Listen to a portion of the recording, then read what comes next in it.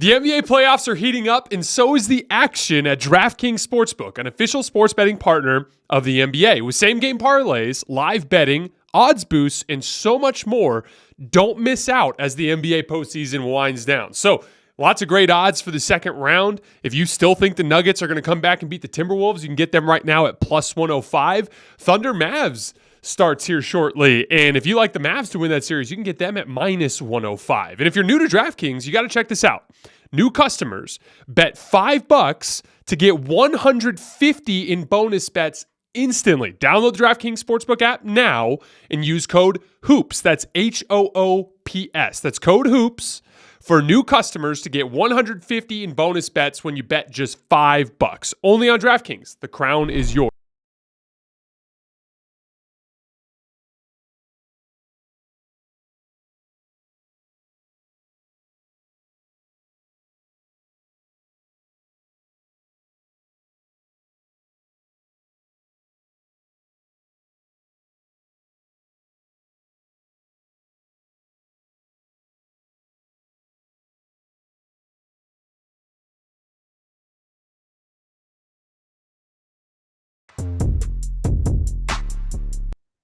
All right, welcome to Hoops Tonight here at The Volume. Happy Wednesday, everybody. Hope all of you guys are having a great week so far. Got a jam-packed show for you guys today. We're going to hit both of tonight's games. The Boston Celtics close out the injured Cleveland Cavaliers to advance to the conference finals. I thought Jayson Tatum was absolutely amazing down the stretch of that game after Cleveland made a little bit of a run to get it close in the early fourth quarter. We're going to break that game down.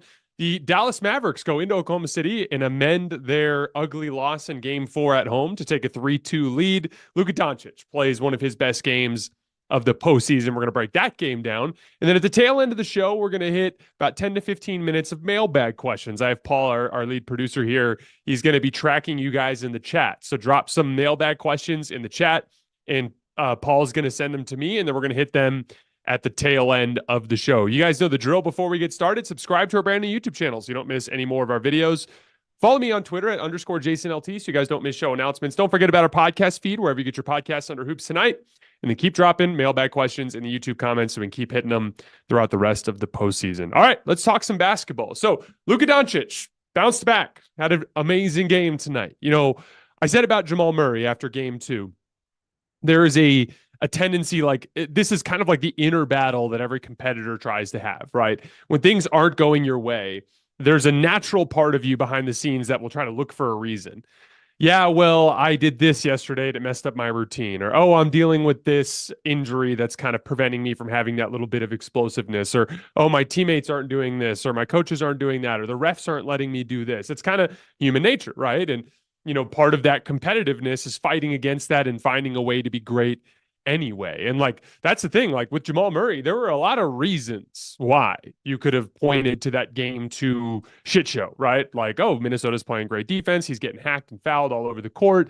Obviously, he just came out of a difficult series with the Lakers, and now he's dealing with this calf injury. There's all these reasons, right? But the problem is Game 3 is still 2 days later, for every other series. Obviously, for that series, he got a little bit of a longer break. But that's the thing with Luka Doncic's situation.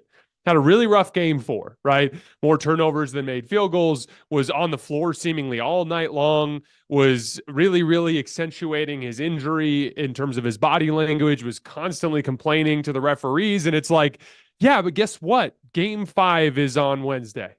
So you just got to find a way. And one of the big things I talked about after that game is cutting down on mistakes, right?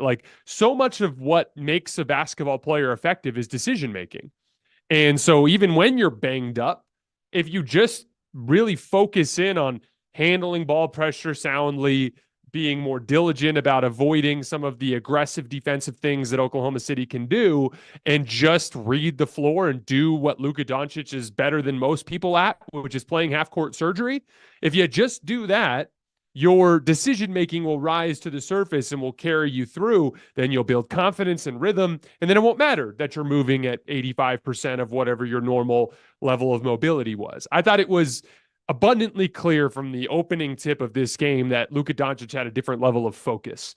I thought that he was way less worried about the officials, way less worried about whatever janky defense Lou Dort was playing way less worried about whatever was going on with him physically or whatever. He just was focused on the game, and I thought he was magnificent. It reminded me a lot of that bounce back from Jamal Murray in game 3 against Minnesota, in the sense that, like, you can take a look at all the excuses and run to the bank with them and find out it's not going to help you win the series.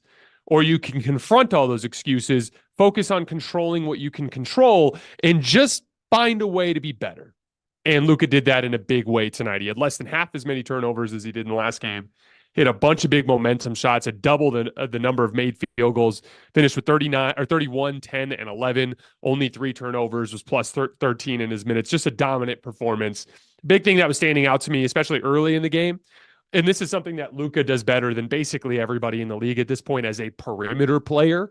Jokic, I think, is a similar level passer, but it's obviously a different type of offensive initiation than what Luka Doncic does. But Luka's really good at reading all 3 levels of the defense. And when I think about the different levels of the defense, the first level is the point of attack. That's the guy who's guarding on the basketball. The second level is whatever the screen defense is, right? So if there's a ball screen from a big man, it's usually going to involve some form of drop coverage, hedge, or blitz, right? Like, it's either going to be a blitz or a hedge, or it's going to be a high drop or a low drop, a catch hedge, something along those lines, right? All those different coverage ideas, maybe a switch if you throw it in there, right? If it's a guard to guard screen, it's either going to be a switch or it's going to be a hedge and recover or a blitz, right? Like, that's the second level of the defense, is reading who's involved in the action, meaning if it's a two-man action or a 3-man action, whatever those 2 or 3 defenders, reading what they're doing. The third level of the defense is the back line.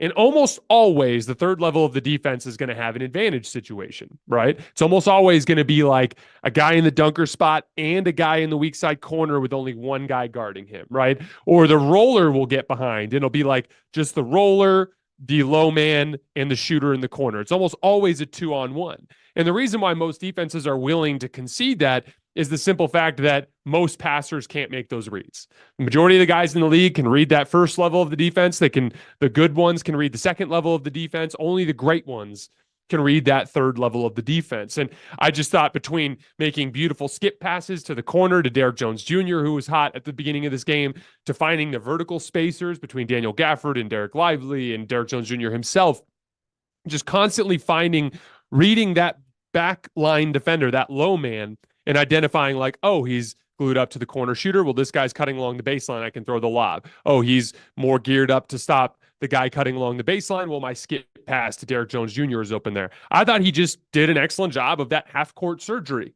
that we're talking about. It was a big-time bounce-back game from Luka Doncic.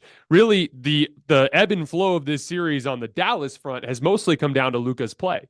He got badly outplayed by Shai in game 1. They lost. He got badly outplayed by Shai in game 4. They lost. Every other game of the series, Luka's been able to at least either play that to even or win that matchup, and it's gone Dallas's direction. That's the responsibility and the expectation that comes from being one of the best players in the league and being the best player on a team that has real championship expectations. Luka passed a big test tonight on the road, 2-2 series against an elite, physical, pain-in-the-ass perimeter defender in Lou Dort. So shout out to Luka. Big game from him. Derrick Jones Jr., he was a big part of their early start. You know, I was talking about this yesterday with my buddy Sam Vecini. We were texting about it, or 2 days ago, we were texting about it. I think Derrick Jones Jr. is probably the best veteran minimum signing in the league this year. The other guy that you'd be looking at is Kelly Oubre with the Sixers, and he obviously had more scoring pop, but I just don't think he's as good as a perimeter defender as Derrick Jones Jr., and he's a little bit more willing to stay on script, while Kelly's a little bit more willing to kind of like freelance and kind of hijack possessions. And so I think Kelly has also been a very good veteran minimum signing, but I think Derrick Jones Jr. has probably been the best veteran minimum signing in the league this year. And again, that's a shout out to Dallas's front office, because, to put it simply, when you're operating on the margins the way teams like Dallas are, when you go all in on a trade for a guy like Kyrie Irving, when you go all in again for the Gafford PJ Washington deal, you basically have to nail all of those little fringe types of moves, right? And getting a guy like Derrick Jones Jr. at a veteran minimum salary was an absolute home run, and he's now one of your 5 best players. He's one of the guys you're leaning on in a big way in these environments. I think he's done an outstanding job guarding Shai Gilgeous-Alexander in this series. He's been able to convert spot-up possessions both by knocking down three-point shots and slashing into the paint. He's got that vertical spacing piece that we were talking about earlier. Luka just always has an eye on where Derrick Jones is, has a really good feel for the timing of Derrick Jones's footwork when he jumps. And so Luka always seems to get him the pass in the absolute perfect spot. Those of you guys who have played basketball and are athletic or have been playing with real athletes, you know that lob throwing, it's like you either kind of can do it or you can't. There's that famous clip that was going around in I think it was game 2 or 3, where Jalen Williams was making fun with his teammates of Shai for being a bad lob thrower. And I think Isaiah Joe might have made a joke about how he's bad at passing in general. But like, that's the thing. Like, lob passing is kind of an art, and Luka's just amazing at it. And you can tell he's got the chemistry with all of their vertical spacers. Oklahoma City's youth, I think, has been showing in a big way in this series. And again, there are examples. I think youth is winning in a lot of ways in this postseason, but not youth in the early 20s. It's mainly been youth in the older 20s that have been thriving. It's been the guys that are in their prime, the 26 to 29 years old, that have been kicking the shit out of the, early to mid 30s veteran stars, right? And but Oklahoma City is very, very young after Shai. And I think what you're seeing in a lot of cases is bad decision making in intense environments, which is a typical kind of thing that you can see with young basketball players. They struggle to slow themselves down when the intensity gets to a certain level. The big thing that's been standing out to me in this series is bad rim decisions. And I'm going to start by giving you guys a couple of stats, because I think these two stats will drive this point home. Coming into tonight, the Oklahoma City Thunder in this series have been generating just 16 wide open threes per game. Remember, that's the defender at least 6 feet away. They're shooting well on them. They're shooting 44% on them. Got some bad luck on those tonight. Couple of huge ones that Kason Wallace missed. And again, he hit the big ones in the last game. So that's kind of the nature of making miss basketball. But they're not generating nearly as many. They're only generating 16 per game in this series, not counting tonight. Obviously, the stats haven't updated. But they were averaging 23 per game in the regular season. That's a time and a half as many. So to put it simply, you're experiencing like a 30% reduction in the wide open threes that you're generating, in large part because you are forcing shots at the rim against rim protection. Here's the other stat to drive that home. They shot 68% in the regular season in the restricted area. That's a really good number. They are shooting 58% in this postseason at the rim. It's so much just like getting worked up and trying to confront problems with youthful exuberance and athleticism, when so much of this type of basketball is about take a deep breath, slow down, and take advantage of the easy shots that are available to you. We're going to talk about Jayson Tatum here in a minute, who had, in my opinion, his best game of the postseason tonight, and just did an unbelievable job picking apart the Cavs down the stretch of that game when they started to get it close. And the beautiful thing about it, we're going to get into the details here in a minute, he did it with easy reads. Like, it wasn't like he was deeply manipulating the defense. He was taking advantage of easy stuff that was in front of him. That is what wins at this level. It's all about the guys that can slow down, read what's happening in front of them, and make decisions. And a lot of Oklahoma City's youth has been flashing in that regard in this series, because they're just so rushed and they're forcing things. Ironically, because we're going to go back to Tatum and the Celtics here, it reminds me of the Celtics-Bucks series in 2022. If you guys remember, that Bucks team had no Chris Middleton. And so they had no Chris Middleton and no PJ Tucker, two guys that were really important in the championship run in 2021, right? And so it put a substantially larger shot creation responsibility on Giannis Antetokounmpo, and Drew Holiday, when you put him in that big of a usage role, can fall apart in terms of his efficiency, which he did. And so that was a series the Celtics should have won in like 5 games. But a big reason why that series got dragged out, part of it was Giannis's greatness, but another part of it was bad rim decisions. That was a series where Milwaukee was keeping Brook Lopez at the rim, and it was like Tatum and Brown, they were just forcing the issue downhill and like trying to take bad shots over Brook Lopez at the rim. And then they'd miss, slide out of bounds into Camera Row, and Milwaukee would run out the other way and Giannis would get something going in transition.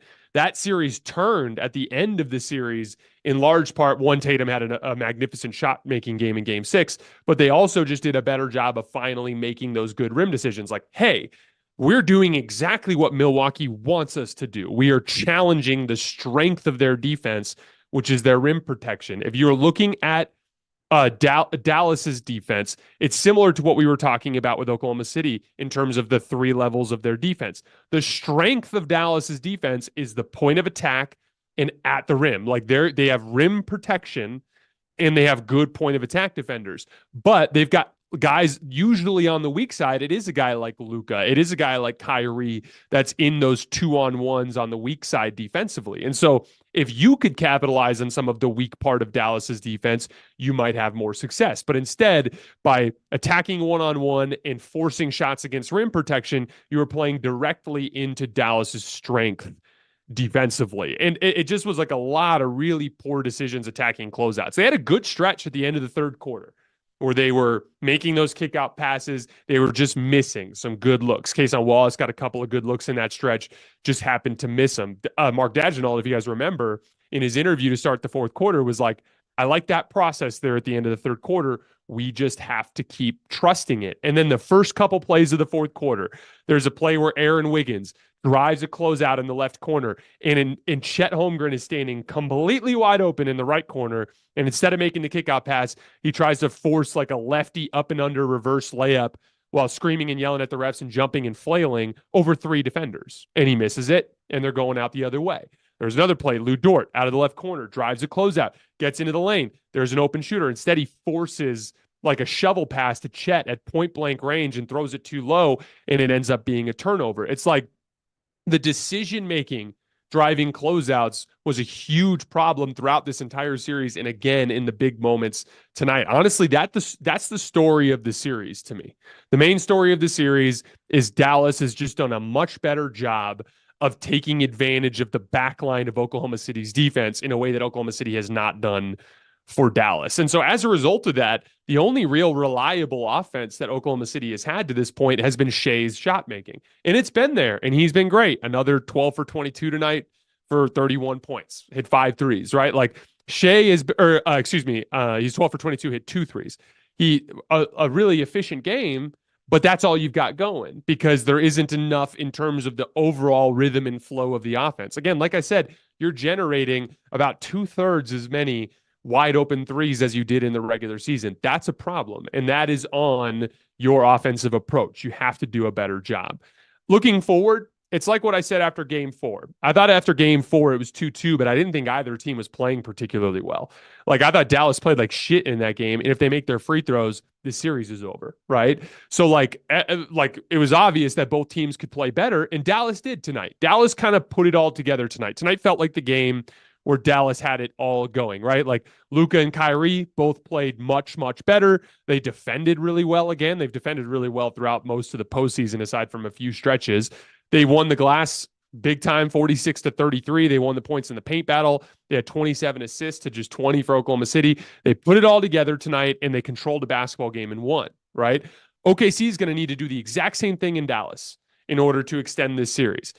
But part of this is the reality of younger basketball players. Like I talked about so many times over the years, young basketball players really struggle to identify what's working and replicate it, and identify what's not working and trim that fat. Veteran players are much better on the fly at picking those things up and making those tweaks to make sure that they replicate what's working and stay away from what's not working. But Oklahoma City does have the talent to go into Dallas and win in game 6. I mean, hell, they did it in game 4 without even playing particularly well. So it's on the table. They just have to identify what's working and repeat it and avoid some of the same pitfalls that they've run into over the course of the series. I do think Dallas is going to close it out in 6, but I believe that Oklahoma City has a good chance, and we will see what happens in a few nights. And I think that one is actually pushed to Saturday. I think there's a little bit of time off, which is another really nice treat for Luka, because I'm pretty sure tomorrow is Nuggets-Wolves, and then the following day is Knicks-Pacers, which is an extra day off that really benefits, obviously, the Knicks with Jalen Brunson dealing with his foot injury. And then I think the Dallas game is on Saturday. So depending on how things go with our game 7, this might be our last 2-game night of the year. We'll see how it goes. All right, moving on to Boston. So kind of a weird game, right? Closeout game. You know, Max Strus comes out with his hair on fire, super aggressive, a little bit of like hesitant basketball early in the game, a lot of Celtics were kind of hijacking the show, and Tatum just wasn't very involved. Even though Tatum looked locked in, he had this like driving contact dunk at the rim early on, where I thought he got fouled and he didn't get the call. Wasn't really involved early. You know how that goes with closeout games. Just kind of, it's really hard to put a team away, right? So Cavs going to run. They cut it to 3 in the fourth quarter. It's 88-85. And I want to kind of go possession by possession through what I thought was a really, really fascinating stretch of Jayson Tatum basketball. And one that I thought was, a really a kind of like an exhibition of what makes Tatum so good, right? And this is something where I have to do a better job as an analyst, because I tend to get really focused on, a specific take that I'm trying to drive home. And then a lot of times I lose sight of the bigger picture. And like, I love Anthony Edwards. I think he's something that American basketball is desperately needed. Love his personality, love his game. And I've kind of used Jayson Tatum as a vehicle to try to drive that point home. And I haven't done a good job of making sure that I properly encapsulate what makes Tatum great while also accentuating what makes Ant great, right? And so the thing is like with Jayson Tatum, there is a lot of focus on some of his scoring limitations, right? Like takes a lot of tough pull-up jump shots, has a tendency to settle. There's a lack of aggression with him sometimes. There's some of that stuff, right? And that is true, but there's a bigger picture of Jayson Tatum's game, and he is a much better playmaker than the majority of his peers at the forward position. Just an outstanding defensive player and rebounder, and a guy that just helps a basketball team do a lot of stuff to win games. And I thought tonight was kind of an interesting example of that, where if you were watching the game and you weren't paying attention to the specifics of what was happening, you might trick yourself into thinking that Tatum was being passive, but all he really was doing was playing smart, easy basketball to take advantage of some coverage mistakes that the Cavs were making. So at 88-85, Jayson Tatum is hanging out around the top of the key in like a straight ISO. And on the play, Al Horford's sitting in the right corner, and Evan Mobley is just completely ignoring him, and he's just sitting right in the paint.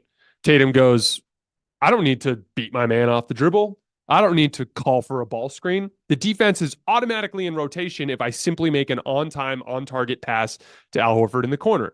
Whips it to Al Horford in the corner. Horford drives the closeout, forces Garland to help. Jrue Holiday kind of does like a little banana cut into the front of the basket. Horford hits him, and Jrue Holiday makes a little pop shot in the lane. An easy drive and drop off that was generated from Tatum just taking a deep breath, slowing down, reading the floor, making an easy decision. Then on the very next possession, he's dribbling up the left wing. And again, a lot of players would slow down, call for a ball screen, try to make it about them. No, he just looks up the floor and he goes, oh shit, Darius Garland's guarding Jaylen Brown. And he's not really even like up on him at this point. So he just throws a simple kick ahead pass to Jaylen Brown.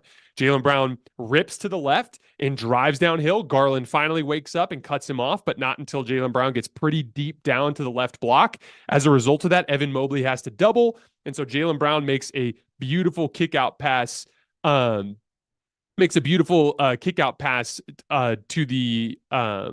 Derek White, who hits the three. And it's like, that's an easy basketball play that Jayson Tatum identified just by seeing that there was a transition cross match. Garland's guarding Jaylen Brown, and Jaylen Brown is open on the wing. If I throw it to him, he's just going to be able to rip through. He rips through, draws the second defender, which was Mobley, and then he hits Derek White and he knocks down the three. So the next possession, Garland gets a layup and a ball screen that cuts it to 93-87. They go down to the other end of the floor and they run two-man game. And they run it with Tatum and Derek White, right? The two defenders involved are I think it was Dean Wade was guarding Tatum at this point, and then Darius Garland was guarding Derek White, right? Tatum has the ball. The coverage that most teams are going to use in that situation is a hedge and recover, right? So Darius Garland hedges, and on the hedge,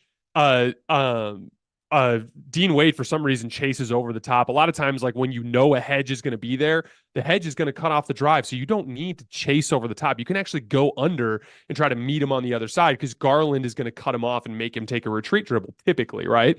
Instead, Dean Wade chased over the top of the screen. So when Tatum went around the hedge, by the time he finally got around Garland, Dean Wade had still not recovered to get back in front of Tatum. So this is easy basketball, right? Tatum just drives at the hedge, sees that Dean Wade hasn't recovered, so he turns the corner and goes downhill. When he turns the corner and goes downhill, he just drives hard at the rim and he ends up pulling in Evan Mobley in help, and he just whips a beautiful cross-court pass to the left corner, completely unguarded. Al Horford knocks down the three. Now it's 96-87. Similar kind of thing on the very next possession. Jayson Tatum's isolating on the left wing against Marcus Morris Sr. Jaylen Brown is in the opposite corner, in the right corner, okay? Max Strus is guarding Jaylen Brown, but is completely ignoring him and sitting in the paint. Once again, Tatum doesn't get baited into thinking, Marcus Morris is too slow to guard me, I'm going to try to beat him one-on-one. He just goes, why do I need to call for a screen? Why do I need to play iso ball here? Jaylen Brown standing completely unguarded in the right corner, and Max Strus is going to have to close out to him. If I drive by Marcus Morris, I'm probably just going to end up engaging Strus in help and making the same type of kick-out pass anyway. Why make it more difficult than he needs to be? He just whips a cross-court pass, hits Jaylen Brown right in the shooting pocket. He rips to the baseline and beats Strus off the dribble, drops it off to Al Horford, standing wide open underneath the basket, gets a layup, 98-87. Very next possession, exact same type of two-man game that they ran with Derek White, the exact same functionality. Garland hedges, Dean Wade chases over the top for some reason. Tatum comes off the hedge, Dean Wade is not there. And as a result, he just steps into a wide open pull-up three at the top of the key, knocks it down. It's 101-87, game over. Takes one shot and dribbles off an action twice total. And yet every single possession made the decision that got Boston a great look. You know, I was kind of thinking about it because, like, I had a mailbag question the other night that I didn't actually get to because we ran out of time. But one of you guys asked, like, oh, if Jayson Tatum is not as good as the top tier guys in the league, how does that affect Boston and like their roster building in the future? You know, because I've always talked about how you need the guy, right? And here's the thing, like Tatum might not be a top tier superstar in the sense that he might not be the kind of guy who's going to like perennially be in the MVP conversation, but he might be the perfect star for this kind of roster build. He's playing with a lot of talented guys. But at the same time, most of these guys are talented guys that play best with an advantage, right? Jaylen Brown's a guy that's got a good amount of audacity and shot-making ability to play on an island and kind of create for himself, right? Derek White has shown the ability to create for himself, right? But for the most part, especially against top-tier competition, you'd prefer to have Jaylen Brown operating with advantage. You'd prefer to have Derek White operating with an advantage. You'd prefer to have Jrue Holiday operating with an advantage. You'd prefer to have Al Horford and Kristaps Porzingis operating with an advantage. And so having a somewhat passive superstar that is more willing to just kind of take advantage of the easy reads that are available. And again, like I talked about, I think he's one of the best playmaking forwards in the league. I think he's a better passer than most of his peers at the position. And I mean, I thought tonight was a great example of that. And so in a weird way, I actually think he might be perfect for this group in the sense that if there was a real alpha dog superstar with this group, he might actually minimize some of the impact of the other five starter caliber players because they'd probably be relegated more to smaller roles. Now, there's a fine line because I do think that Tatum is going to have to be effective and aggressive and efficient at the highest levels here. Like if they face Denver in the finals, I do think he's going to have to average 32, 33 points per game on something above 60% true shooting. So like, again, there's a fine line. There always comes a point. Jokic ran into this in this series.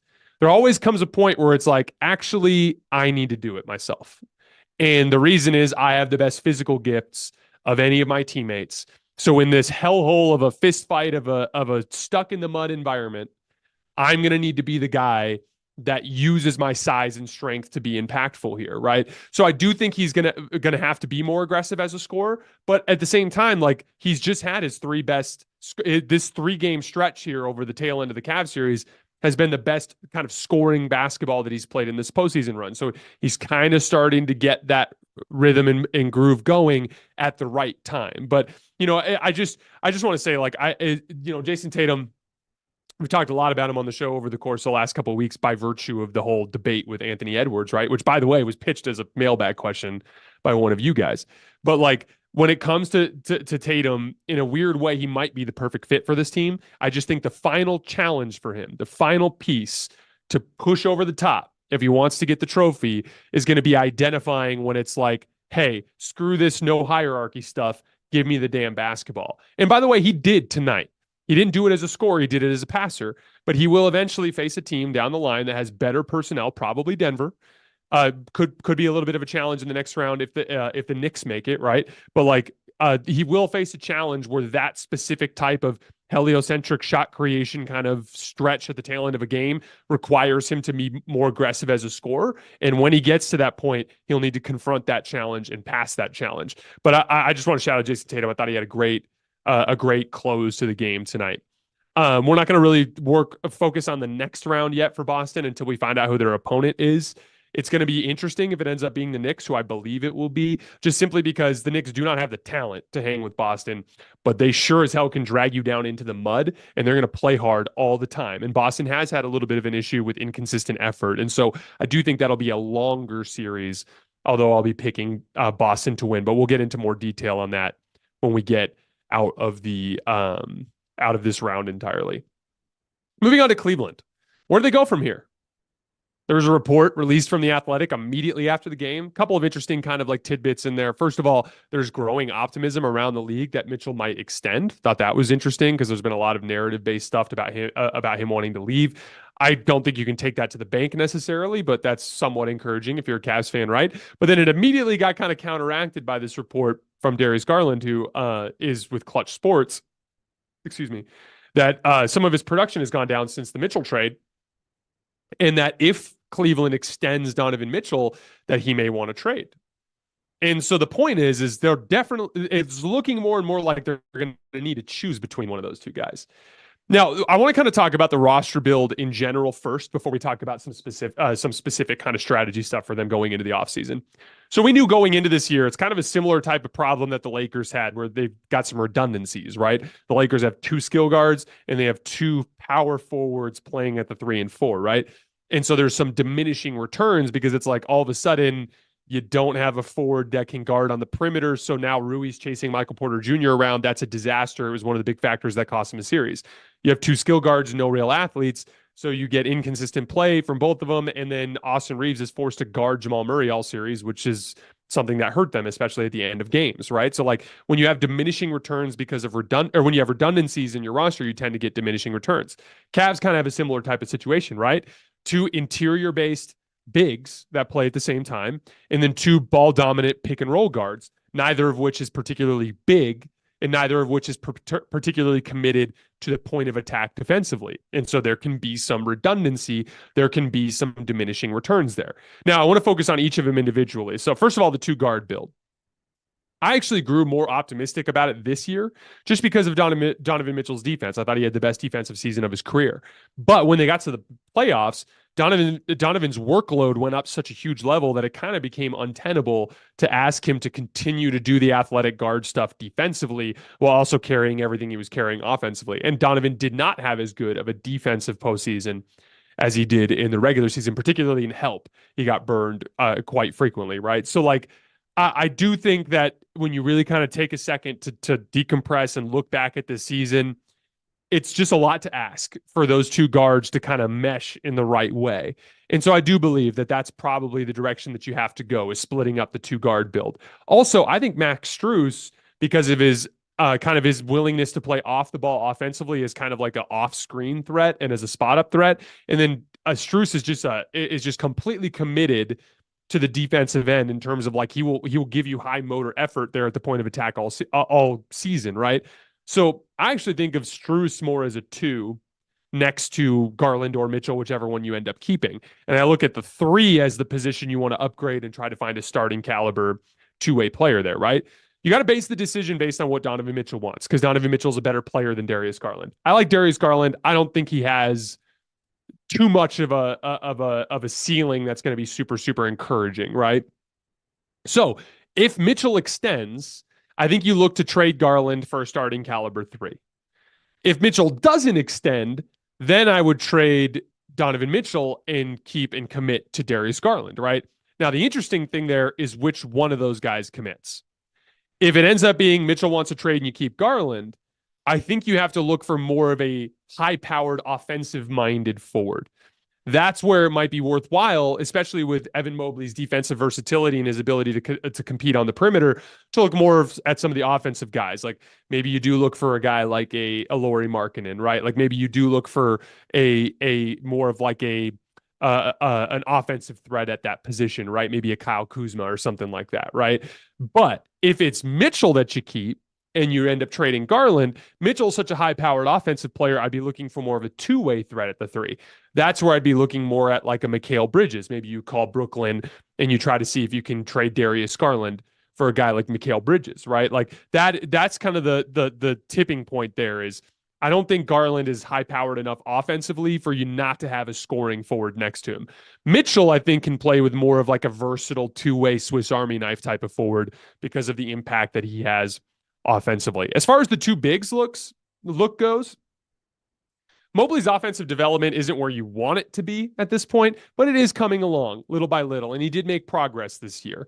Also, like he's just not big enough to be a full-time center. And so the way I look at it, the athletic and size and rebounding advantages that come from the Mobley-Allen front court exceed the downsides of some of their offensive limitations. And Mobley will continue to get better over the years. And so when I look at like the core build of Cleveland, I think of it as whichever one of the two guards you keep, Strus at the two, I'd stick with Mobley Allen and just try to upgrade that three spot depending on which one of the two guards that you end up getting. All right, before we get out of here, let's take a look at our mailbag. Paul's been dropping questions. I'm going to take a look here for you guys. Let's see. Assuming they stay healthy, is this version of the Nuggets unstoppable? I can't see anyone left beating them in a 7-game series. So I've been really impressed by Denver, and I do think that their offense is unstoppable in the sense that, like, over the last 3 games, they have an offensive rating over 127. And we're talking about a Minnesota Timberwolves team that not only was the best defense in the league in the regular season, was clearly the best defense in the league through the first 6 playoff games, and is literally constructed by a former Denver executive to be tailor-made to beat the Denver Nuggets, right? And they sure as hell can't stop them. Like, you know, there's been a lot of talk about Rudy Gobert after last night's game. And like, do I think Rudy Gobert deserves all 4 defensive player of the year? Not necessarily. I don't think he's the best defensive player in the league. And I think he's got a deeply entrenched media backing that kind of gives him a lot of a leg up when it comes to reward season. But I do think he's a top 5-ish defensive player in the league. And it's more just fascinating that Rudy Gobert was targeting him simply from the standpoint of Jokic's greatness. That for him, he's thinking, oh, that guy that's the best defensive player in the world, I'd rather attack him on an island because then I don't have to worry about him in help, and I know that I can go through him whenever I want. And so that's more of a testament to Jokic than anything else. But I do think that Denver clearly demonstrated that they can score on anybody. Now, here's the thing. The Lakers and the Timberwolves gave the Nuggets issues for different reasons, right? The Lakers gave the Nuggets issues because they have incredible interior passing, LeBron James and Anthony Davis and Rui Hachimura cutting along the baseline, rolling to the basket and ball screens, LeBron going downhill, D'Lo and Austin is spacing shooters. They have so much offensive firepower in their starting lineup. Remember, that team was what, second or third in offense for the last half of the season, if I remember correctly. So like that was an elite offense. But their issue was they didn't have the personnel to contain Jamal Murray. And so they constantly ended up dealing with problems late in games with getting stops on Jamal Murray. So Denver was able to overcome that matchup by being like, oh, that's great that you guys are so good offensively, but we're better offensively, right? The Minnesota series was different because Minnesota, it's like they've got excellent perimeter defenders. Instead of Austin Reeves on Jamal Murray, now it's Nickeil Alexander-Walker and Jaden McDaniels and Anthony Edwards, and they have given him hell in this series for the most part, right? Jokic, it's like wave after wave of size. Like the Lakers did not have a too big look. Minnesota does, right? Minnesota's got these kind of big, trunky power forward center hybrids that they put in front of Gobert. And so there's like this layered approach to their defense that really gave Denver some problems. But the way that Denver was able to regain control of that series is Minnesota's offense sucks. And so as soon as Denver really engaged themselves defensively, they were able to grind that Minnesota offense into the ground, right? This is where Boston is unique. Boston has both the perimeter talent to make life more difficult on Jamal Murray, Kentavious Caldwell-Pope, Reggie Jackson, and Michael Porter Jr., while also having and I'm talking about the defensive end, while also having the super high-powered offense on the other end. Now, the counterpoint is Kristaps Porzingis and Al Horford can't guard Nikola Jokic. You're absolutely right.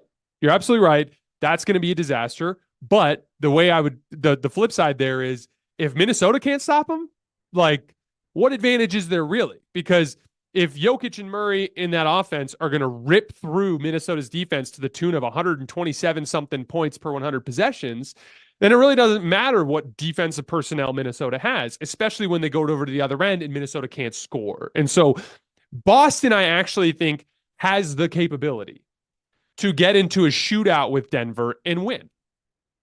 Now, I will be picking Denver to win that series.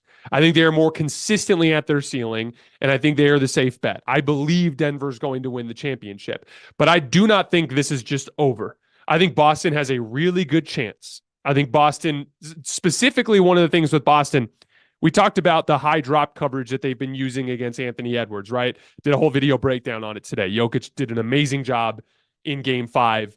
At the level of the screen, containing Anthony Edwards, using active hands to force turnovers. He just had a great defensive game. He's been great defensively for the last 3 games. But the problem there is you can take the ball out of Anthony Edwards' hands because there's just no offensive talent around him, especially when Mike Conley's not out there. It's like, oh, you went with the high drop against Ant, or you double-teamed Ant on an ISO and you got the ball out of his hands. That's great. Well, off the ball, I have Rudy Gobert, who can barely catch and finish, can't read the floor, is just an absolute disaster offensively. Karl Anthony Towns, who, like, yeah, if he's making his 3-point shot, it can get going offensively, but Aaron Gordon has basically contained him on the drive. Nickeil Alexander-Walker, who's really streaky, and Jaden McDaniels, who's been bad offensively through this entire postseason run, right? So, like, they just don't have offensive talent off of Anthony Edwards to capitalize on those aggressive coverages. If Denver goes with similar coverages, and I actually think Denver will probably run more deep drop against Boston, and we'll get into that more if those two teams actually advance to the finals. But in the event that they run more aggressive coverages and load up, Jayson Tatum is one of the best skip passers in the league, and he's not passing to limited offensive players. He's passing to really high-level offensive players that can all shoot. And so Boston, I think, is actually uniquely equipped to score on Denver and also make things somewhat more difficult for them on the defensive end. Again, I will be picking Denver, but it's going to be close. I think it's going to be a great series, and I do think that Boston certainly presents a lot of challenges for Denver. By the way, Boston shot like shit in both of the regular season games against Denver, and they were still right there in both of those games. So, again, picking Denver, but don't write off Boston. I absolutely think they can win that series. And I do not think this is over. And that's how it should be. I want it to be difficult. That's the best part about adversity in NBA history. You want to see what Jokic can do against that next level of that challenge. And I'm glad it's going to be in the finals. And by the way, neither team is there. Denver still has to get past Oklahoma City, Dallas, and obviously Boston still has to get past New York, Indiana. I just expect them to. Those of you guys who have listened to the show, I've been on Boston, Denver in the finals basically the entire season. All right. Hey, Jason, love the show. And Mavs OKC, both stars performed, both teams decent from 3, but the difference is the use of the bigs. Chet needs the ball more. Do you agree?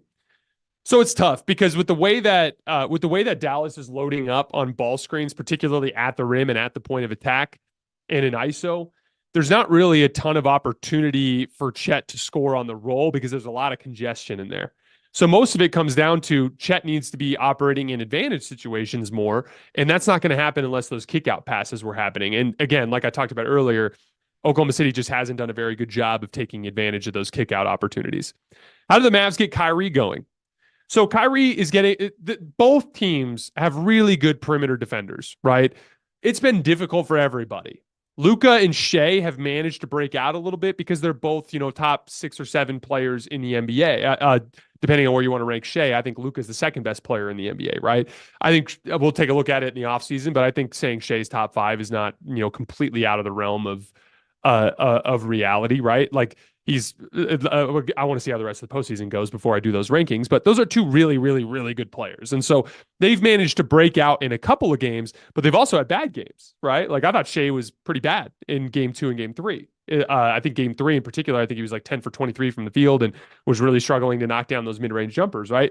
Luka was a disaster in game 4, right? Like a lot of this is just Lou Dort's awesome at defense. Jalen Williams, Kason Wallace, these guys are awesome at defense. Derrick Jones Jr., PJ Washington, the rim protection. Chet Holmgren has been amazing defensively in the series. I saw a crazy stat today. I don't know if it actually survived tonight. I'll have to check real quick. But I saw a stat that Chet has won his shifts in every single game this year in the playoffs. That's crazy. Let's see if he did it again tonight. -10. So Chet lost his shift tonight, his shifts for the first time in the entire postseason. So like both of these teams are really strong at the point of attack and really strong at the rim. But yeah, as far as Kyrie goes, like I actually think Kyrie has done a really nice job of just doing what he can to help winning. Like tonight, even just there's a huge 3 he hit off of a ball screen to put them up 14. I think it was in the early fourth quarter, if I remember correctly. And it's like he's not getting great looks, but he's just finding a way to make shots in timely moments. Kyrie's playmaking has been a huge asset to the series. Kyrie's been excellent defensively in this series. I'm sure you Mavs fans would agree, but like, yeah, Kyrie needs to get going offensively if you're going to like beat Denver in the next round. There's no doubt. But like credit Oklahoma City, and Kyrie's just finding other ways to impact winning. Well, the Nuggets beat the 2022 Warriors. I think the Nuggets are the best team in the league that I've seen in the NBA since the KD Steph Warriors. So I do think they'd beat the 2022 Warriors. Again, that's not a discredit to the 2022 Warriors as a championship team. They're a bona fide championship winning team. But so much of that was Steph just overcoming everything for his team. And that team, a bunch of key guys overachieved, particularly Jordan Poole and Andrew Wiggins. But in terms of like sheer force of power and size, I do think that that Denver was better. This version of Denver is better. But again, like I think Denver's going to repeat this year. So like the last team to repeat was the KD Steph Warriors. Before that, it had been almost 6 years or so earlier that it was the LeBron James Heat, right? And before that, it was the Lakers. Like it happens really rarely in NBA history. And so if Denver can pull that off, that's impressive. Not to mention that I think the league is just freaking stacked with talent right now. So a repeat championship would be a really special accomplishment. How much does the Kristaps Porzingis injury impact the Celtics title chances, in your opinion? Obviously, I think they need him to beat Denver, but you've got 3 weeks until Denver. So I don't think it matters all that much, just simply because I think he's going to be healthy when the time comes. But yeah, if Kristaps Porzingis gets hurt or gets re-injured along the way, that just makes it difficult because Denver's just a really damn good team, and I think you need all hands on deck for it. Let's see. Who is more valuable to the Nuggets, Murray or Gordon? To me, it seems Gordon is the more valuable player. He anchors the defense and has many outstanding offensive traits. Couple things. Murray is, again, I from the standpoint of process, you can't talk about Murray's injury. He just needs to find a way to be better, like we've talked about. But he obviously is a little bit hampered, and a lot of it is matchup based, right? Like this is a series that Denver has dominated on the interior. Jamal Murray was never going to be the way you beat Minnesota. Minnesota's perimeter defenders are too good, right? And honestly, like I thought he got pretty good looks against the Lakers. He just was cold, and then he got hot at the right times. And like every single time they needed Jamal Murray in the Lakers series, he showed up and he made shots. I do think that overall it's very close between those two guys, but I think I'd lean very slightly towards Jamal Murray. But every single one of those players in that starting lineup is pretty close in terms of impact. Like, can't write off Michael Porter Jr. He was unbelievable, especially through the first 6 playoff games this year. Minnesota's been way more keyed in on him over the last few games, but he's hit some big shots too. I think Michael Porter Jr., especially as a help defender and rebounder, he brings a lot to the table. Kentavious Caldwell-Pope is the guy you're asking to guard the other team's best perimeter player every night. So you got to give him some credit there too. And he hit a bunch of huge threes in game 5. So I think all those guys are vitally important. But if I had to pick a true number 2, even though Aaron Gordon's having a magnificent playoff run, I think I still lean slightly towards Jamal Murray. Let's see. I'll do two more, then we'll get out of here. Does Dallas match up well with Denver or Minnesota? So I think Denver's going to win. So I'll talk about it more from the Dallas-Denver perspective. Obviously, we'll confront it from Minnesota's perspective if they happen to flip the script and win the last 2 games. But the thing with Dallas, again, it's going to be a big part of it is going to be Luka. I think you're going to see similar types of coverages from the standpoint of Denver, kind of being up at the level, and Jokic, specifically Luka, has that gift, like we talked about earlier, of manipulating the back line of the defense. But a big advantage there is they have the Aaron Gordon piece. So like what a huge luxury to have Aaron Gordon if you do run into a KD, if you do run into a LeBron, if you do run into a Kawhi, if you do run into a Luka, that you can put him on a big forward from the other team. And I think Aaron Gordon is a guy that's going to have some size and quickness to make things somewhat difficult on Luka Doncic. I think Dallas will be able to score in that series. But similarly to what we talked about earlier, I think that the front line for Denver would do a ton of damage. I think it'll. I'm going to say exactly what I said after the Lakers series. I thought Minnesota had a similar type of chance to beat Denver because they were so bad offensively, right? Dallas, I actually think, kind of brings a better combination of offensive ability and defensive ability. I do think that they'll compete with Denver, but I just think overall it's the same kind of story we've been talking about. They're a really good offense, but they're not as good offensively as Denver. They're a really good defense, but Denver's as good, if not better, defensively. Denver was a top 10 defense this year.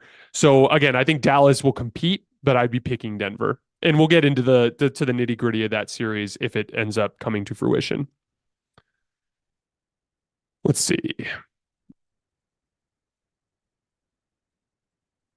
Ooh, we got a Star Wars one. So I'll do one more basketball question, and then we'll do a Star Wars question.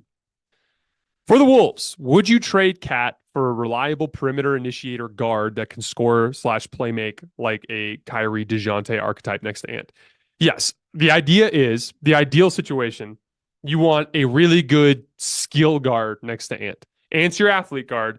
You want a skill guard. Just think like a kind of like a bigger, better version of Mike Conley, right? I still like Jaden McDaniels at the 3, but I think you need a really high-level offensive player, especially as a shooter at the 2 in that case. Karl Anthony Towns gives you the means with which to make that type of deal because he has value around the league and you have a redundancy there. You have Naz Reid.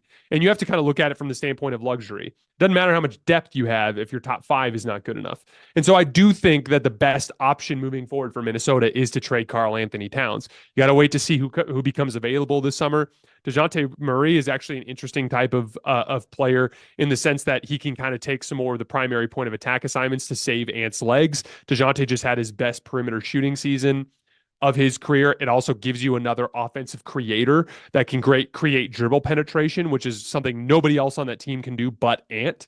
Like Cat can't beat people off the dribble. Mike Conley can't beat people off the dribble. So like DeJounte's kind of an interesting kind of guy to look at. Also, if I'm Atlanta, I'd be really interested in Karl Anthony Towns as a partner alongside Jalen Johnson and Trae Young. So that might actually be an interesting route for them to look at. What is your favorite Star Wars movie from the first 2 trilogies? This is an interesting one. I think I'm going to go with Revenge of the Sith. And the reason why is like I have always been super fascinated by the history of the Sith. Those of you guys who don't know, I'm a diehard Star Wars fan, but I'm particularly big on fantasy. Really like Star Wars, really like Game of Thrones, really like Lord of the Rings. I have a podcast that I do with my buddy Luke. It's called Two Sons. You can actually see the logo down here. We just recently hit like the Shogun series. We hit Fallout. Really, really loved Fallout. Don't know how many of you guys were into that video game growing up, but that was an incredible one for me. But we actually just did a big breakdown on the Acolyte trilogy, or the Acolyte trailer, I should say. And in that trailer, there were some Easter eggs that really kind of lead me to believe that show has a lot more to do with kind of flushing out some of the history of the Sith. I got super Paul just messaged me, said, "Are the Twitter rumors true that you love episode 9 and applauded in the theater when Palpatine returned?" I'll get to that in a minute. I have a story. But anyway, the Acolyte, I think, is going to be about some of the history of the Siths, particularly surrounding how the Jedi discover the rule of 2. It's kind of like a big plot hole in Star Wars. I won't get into it right now because if you want to listen to that, you can go to my other podcast to see it.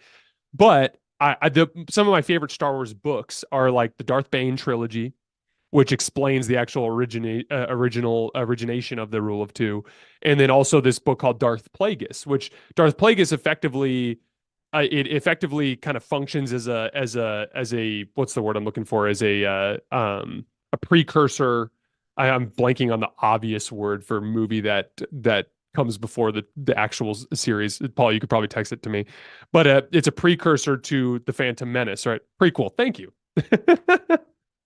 It's a prequel, basically functions as a prequel to the Phantom Menace.